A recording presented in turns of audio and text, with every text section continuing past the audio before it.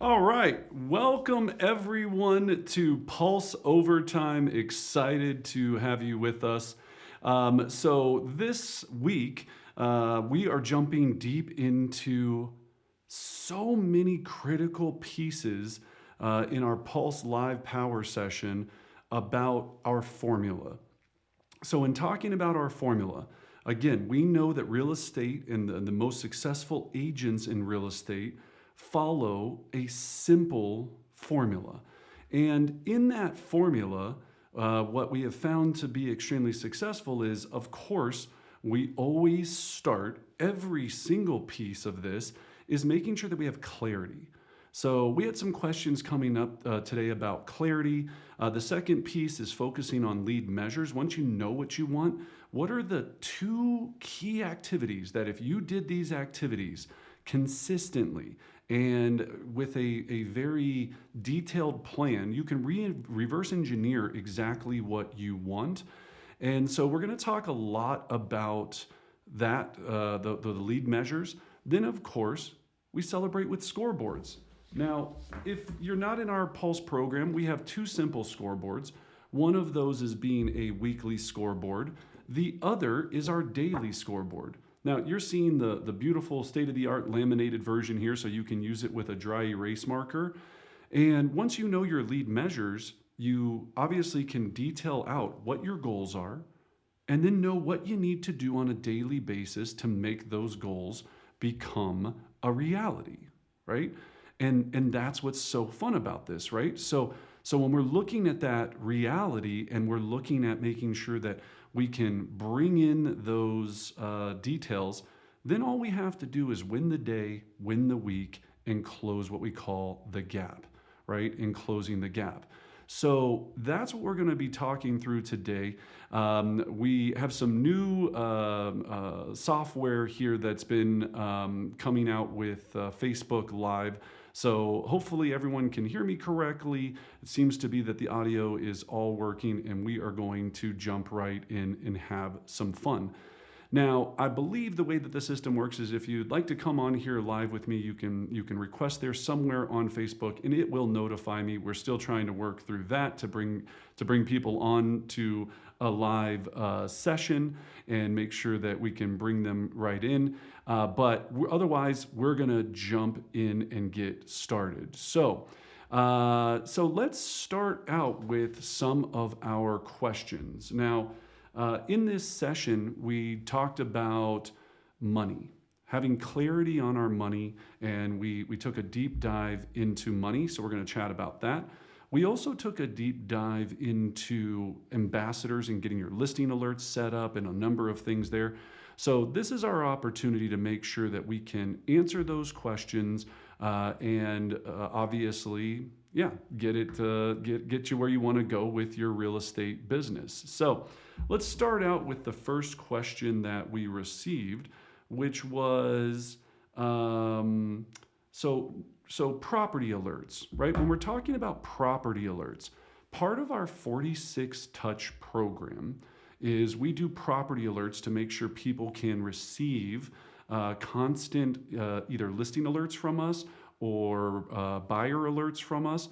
But we automate this, so it's one of the 12 touches in our 46 touch system. So one of the questions we got was, no active listings. Do I reach out to every seller in my database and ask if they want to be on a property alert? So let's think about that. So you have a database, and this is where I think some of that confusion happens is if I have a database of 100 individuals, right? So I have 100 individuals in my database, and let's say that 20 of those people already own a home and 80 do not. Let's just say if that was your layout, if you will, of your database, right? The 20 people that own a home, we want to have them set up on a listing alert so that they're receiving properties every single week, day, or month. Now, the decision on weekday or month is depending upon their situation. The question, to answer it as clearly as I can say, is do I reach out to every seller in my database and ask them permission to put them on this property report, or do I just do it? Like, so again, that 20 in my database out of the 100 that I know own a home, do I just automatically set them up and then all of a sudden they're just starting to get an email from me once a month with listings in their neighborhood? This is a great question. So there's a couple of different thoughts of how to structure this. Number one, if you have someone currently right now in your database that owns a home and that you feel are an ambassador, somebody that you know would buy or sell real estate with you, or invest in real estate with you, or refer you to a friend that you already have on your touch system or building this touch system, if you feel comfortable, then you can send an intro email and just say, "Hi, Susie. So many of my clients have been thrilled to be receiving properties that are going active in their neighborhood so that they can see exactly what their neighbors are listing at and what they're selling at. I would love to give you this same information that so many others are enjoying. If you'd like me to make sure that you're receiving this information, just respond to this email and let me know if you would like to receive it weekly or monthly. And I'll make sure I customize the search and get that out to you." So you could send out that permission email and then they will respond yes, no, or whatever. They might not respond immediately. Remember, people are averaging 125-ish emails a day at a time. Some are getting 250, some are getting 10, it just depends on their situation. So definitely asking for permission and making it sound like value. Now, there was two important things in that. You got to make it sound exciting. You can't just email your client and be like, "Yo, Susie, you want to be on a property alert to see listings?" That's not going to really make them want to receive this information. You always want to make sure at the end you leave it with an option, weekly or monthly.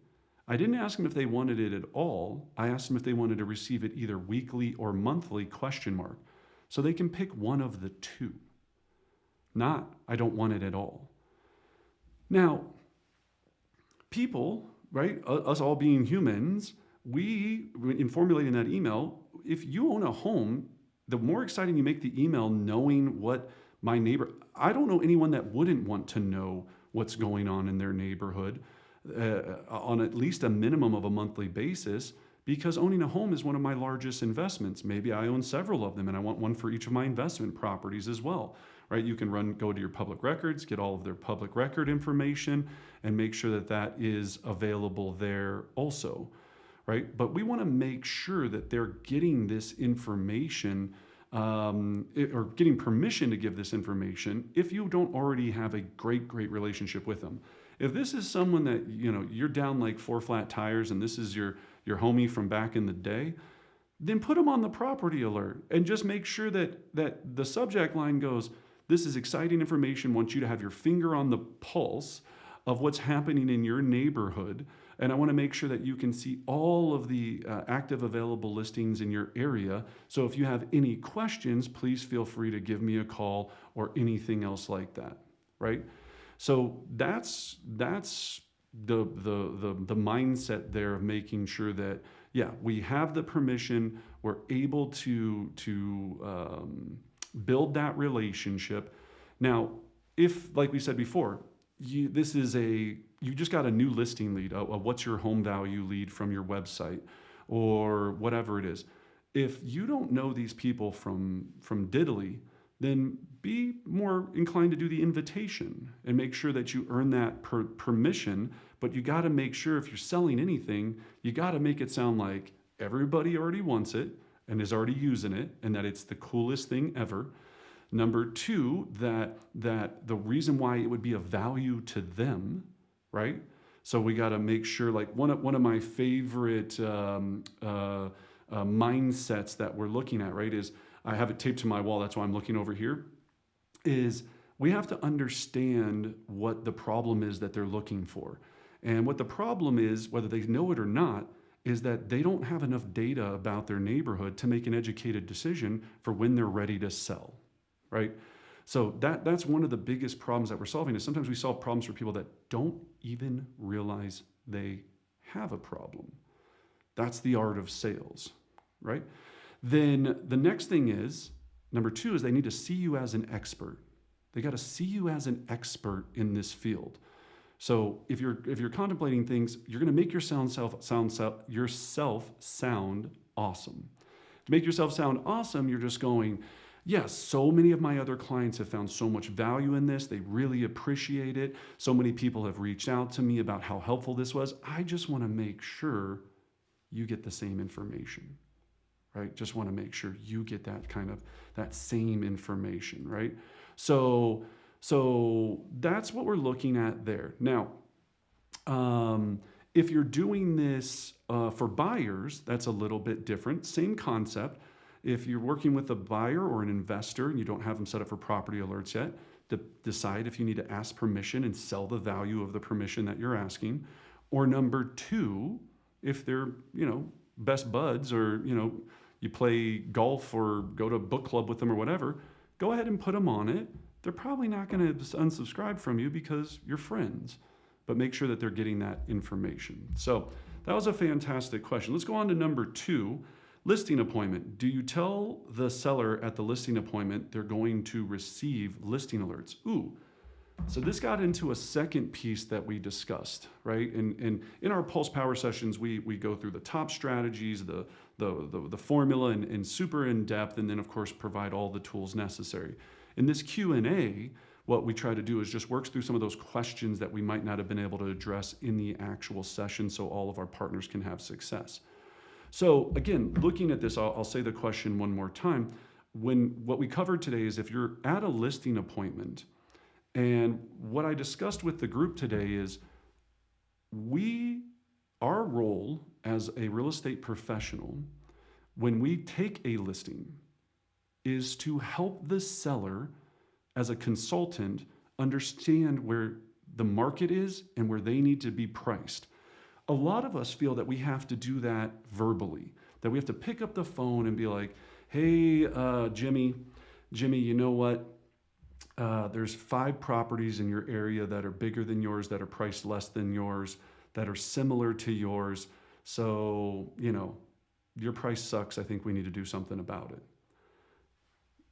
You can do that. I like to let the data do the talking for me. So the question was, if I'm at the listing appointment, what we talked about is setting up every seller that you have, every active listing that you have, or if you have one active listing, to have them on a search in the MLS or through your website that they're getting property up alerts for properties that are in their area that are priced lower than theirs, that have a bigger square footage than theirs. Okay? So think about this. You have a listing for $500,000 and it is, we'll just make it easy, 5,000 square feet. So your listing is active, $500,000, 500 square feet. What I want you to think about and to ask this question is, you're going to put them on an alert where they're going to be receiving properties in the general area. Now, when you set up this search, you want to have about 5 to 10 homes that come up. If you go in your radius too big and you have 80 properties that are priced less than them, that are like 19, 25, 50 miles away, they're going to be like, well, of course, right? Like that's in a whole nother zip code. That price is of course going to be less than mine for more square footage. You also don't want to be too specific, where you're so specific that they're not receiving any properties, and it doesn't have to be the exact neighborhood. What we're trying to show the seller is that there's other options for buyers out there besides yours that are close to your house. So where do you rank in that conversation? The question that we got, which I love this question, is do you explain to them that you're going to set them on this search at the time of the listing appointment? No, I don't ask permission to put them on this. I don't tell them about this. And the wording of this has got to be very specific.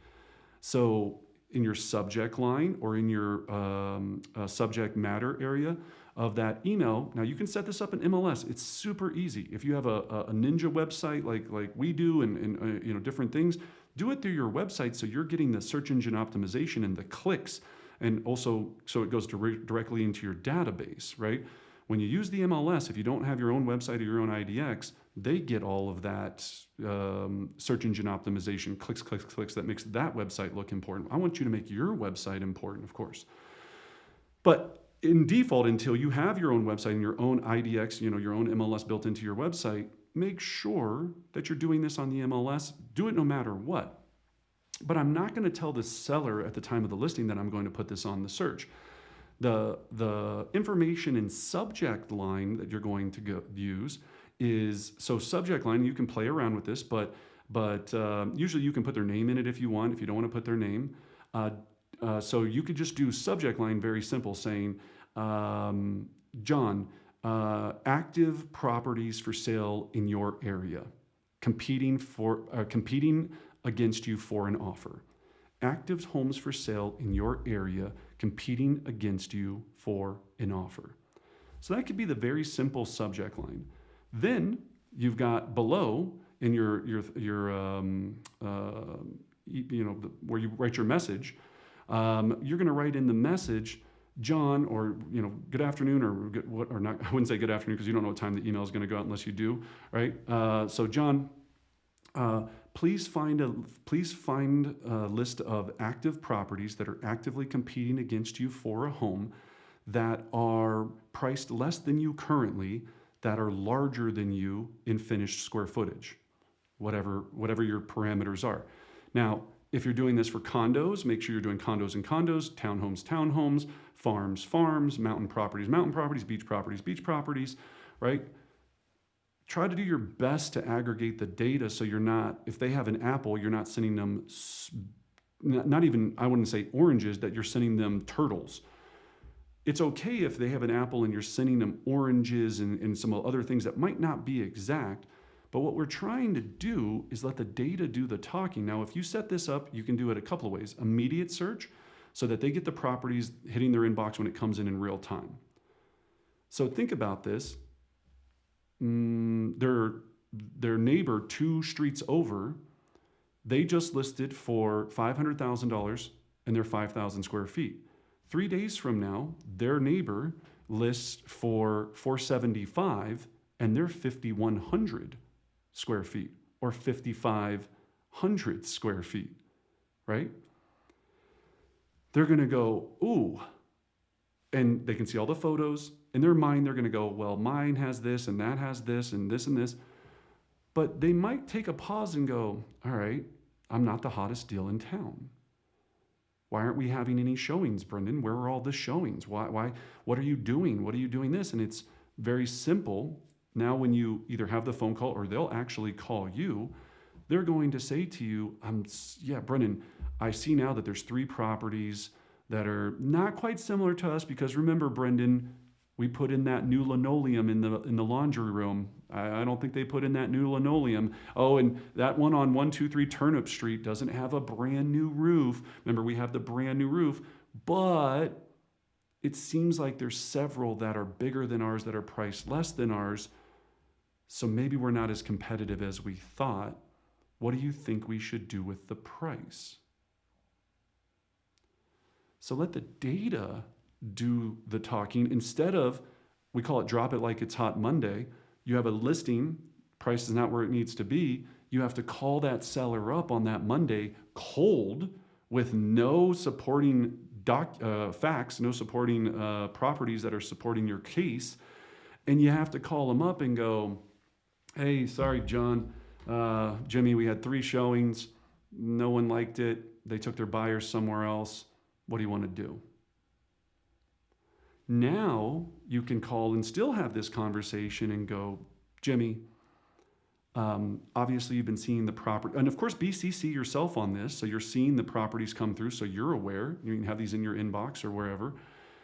So Jimmy, you've been seeing the properties come through. We had 3 showings over the weekend. Unfortunately, no one decided to make an offer. The feedback, give them the feedback, but make the feedback kind yet honest. If you didn't get good feedback from the agents that showed the property, call those agents and ask them this simple question.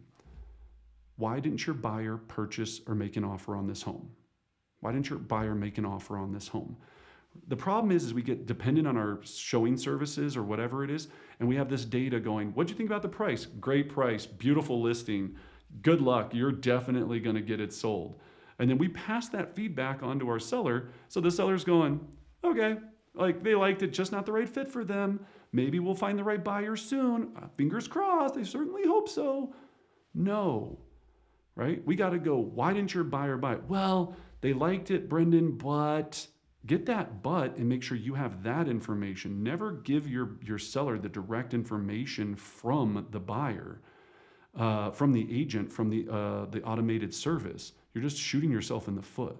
There's a reason why they didn't make an offer. There's definitely a reason why they didn't make an offer. Okay? So now we're going to call up and go, you saw the other 4 properties. So Jimmy, you saw those properties? Yeah, I saw those. Again, that other one was bigger and had, less price, but what about this? What about that? So Jimmy, here's our options. I just want to make sure you get to be in a position to turn down offers, then not receive any offers at all. The first thing we can do, Jimmy, is number 1, we can wait and hope and pray that someone shows up. Option number 2 that we have, Jimmy, is that we can add more value to the home so that in the eyes of the buyer, they feel that it's the greatest overall value and they have no other choice but to make an offer on your home. Now, that might mean the landscaping. If you heard complaints about the landscaping, it smells like cat pee, cigarettes, the carpet's worn, whatever it is, the kitchen needs to be updated. They love the house, but they feel like the kitchen was too old.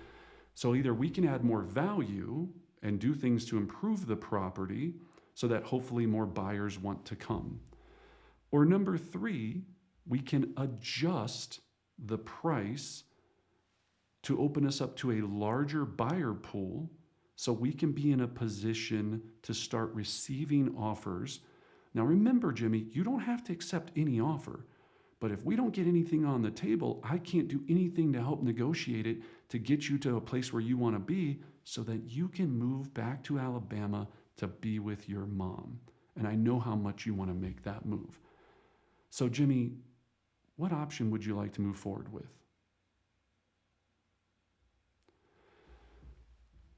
I've probably made that call 1,000 times. I don't even know, more than that in the course of me selling homes. And that's doing it cold used to be very challenging. When the data is there, and we talked about property data, we'll talk about showing service data, amount of showings in future sessions, right? And especially in our pulse sessions. But when we have that data, tells the story for us, it's visual evidence that we're not where we need to be. Now, usually the questions that I get during this is, but Brendan, what if they say hope and pray? Right? We got 3 options: hope and pray, add value, adjust the price. If they say hope and pray, you go, I completely understand, because they're going to go, well, we've only been on the market 3 days. My favorite line in all of real estate, well, I have a few. I'll say this one. Here's my concern. So, Jimmy, here's my concern. If we hope and pray that a buyer is going to show up, we've already been on the market now for 3 days, 4 days, 6 days, 2 days. Millions and millions of buyers have had access to your property. It's on 1,800 plus major websites in different countries across the world. And only 3 buyers decided to come to see the property. And those 3 all left to take their buyers somewhere else. Every day that we're on the market, we are a depreciating asset, meaning that the most activity we're ever going to receive, and we have another document that's in our Pulse Power program that has graphs that shows within the first 7 days, you get asking price. When you go down to 7 to 14, you go down to 97% of asking price, 93, 92, 91. Time is not our friend. So my goal is to make sure I advise you to make sure that you make the best decisions possible. Every day we wait, buyers are going to be looking at this property going, what is the issue? Why is it not sold? What seems to be the problem? So that when we do finally get offers, if we make an adjustment later, now it's been 2 weeks later, we're going to get what I call bottom feeders. And bottom feeders are the worst. They suck the life out of the world. They're the bottom feeders. They're going to come in and go, oh, it's been 2 weeks. Now he just adjusted the price. Well, now he's got to be desperate. So why don't we offer him even less? And that's what happens, right? I've studied this for 20 plus years, is all of these problems start to stack, one after another, after another, after another. And so that's the illusion, is that we can wait for the perfect buyer. Now, someone out there is watching this and they're going, well, Brendan, I left a property at $500,000 for 19 weeks and we ended up getting a full price offer. Do miracles happen? Absolutely. Do I want to bet my reputation or my reputation with my seller on miracles happening? No. Please write this down. The only thing that affects a home selling is price and time. You price any property low enough, it will sell. You give any property enough time, it will sell. But does that seller want to be in a position to be on the market for 19 weeks? I don't know why, thumbs up. 19 weeks, go through all of the stress of keeping the property ready for fingers crossed strategy? Or do you want to be the hero to your seller? Do you want to make sure that you're a consultant and you're having these conversations to help advise them on what we know statistically to be true? Properties that sell in a shorter period of time sell for more money with better terms. That is fact. Properties that take longer sell for less money and usually get worse terms. What I mean by terms is concessions, inspection objections. When you've been on the market for 19 weeks or heck, 4 weeks, when that buyer finally goes under contract, they're going, I'm in the power position. They were on the market forever. I'm going to ask them to fix every single thing about this house. Thanks, Ray. Yeah, TikTok, right? TikTok equals money. Right? They're going to ask for everything on earth to have you do and repair and do all of these things, and it is not going to get you to where you want to be. So you have the super S on your chest underneath your blouse or your shirt or whatever it is. Be the superhero agent. Make sure that I've never, in my experience, have had a seller be happy with me that it took them 25 weeks to get their home sold. I've had people loving the fact that we got them the highest possible price in the shortest time possible with the least amount of friction, and I'm a superhero. Your conversations and your data are everything that help you set this up. That's what has to be so nuanced in this business.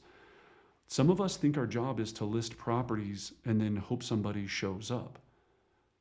Our job is to consult our client as we would if we were an attorney, a doctor, anyone else that makes it a large amount of money for being very specialized at what they do, of the risks involved, right?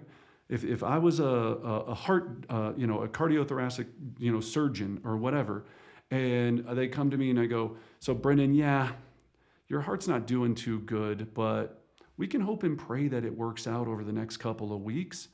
Or do I want the heart surgeon that's going to go, Brendan, if we don't get into surgery right now, there's a huge chance that you're not going to make it. I want the doc to tell me what I need to do. You're the doctor. You're the listing doctor, right? Be the doctor in this situation. Think about yourself with that high level of consultation and regard. Now, some of you are going, I've been in the business a day, 2 days. I'm nervous, Brendan. That's why we practice. That's why we learn. That's why we're in programs. Just like doctors go to continuing education and have to get recertified and do things to make sure that they're keeping everyone alive and safe. Well, I guess the good ones and then the bad ones don't, right? So we have to think this through at the highest level possible. There's nothing good about your listing sitting there week after week. The seller's getting less and less happy with you. The market's going to not respond well to you. you're not doing yourself any favors, because the anxiety that you have week over week thinking about this darn thing is going to put the stress on you and your family. And it's not going to help you with your track record when you go to help others. So, those are the questions that I had the time to dive into today. I know there was a few that we didn't cover. We'll keep those tracked. If we miss something from your power session today, we'll get those recorded for you again later. But be a powerful consultant. Make sure you're confident to list to sell, not list to sit. I love that, Desiree. That is such a, man, another thing I'm going to put on my wall. List to sell, not list to sit. Be confident, practice your skills, let the data do the heavy lifting for you, and make sure that you are that superhero agent that everybody wants to work with.